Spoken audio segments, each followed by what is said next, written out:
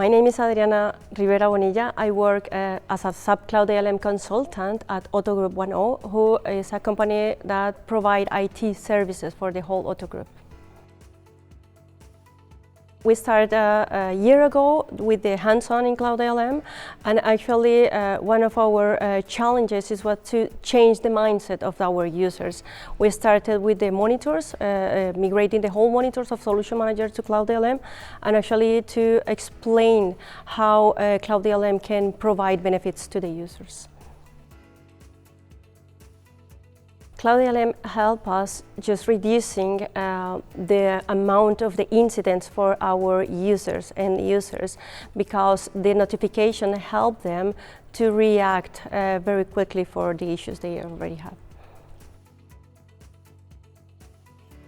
One of our measurable benefits is to reduce the amount of the incidents. Actually, we already have 9 teams getting the new notifications across 8 landscapes, and we can reduce the amount of them. One of our milestones is we already migrate our 80% of our Solution Manager monitors to Cloud ALM. Actually, we already registered 28 systems into the Cloud ALM, and we have 27 event variants that provide reliable data to the users regarding to the monitors and alerts.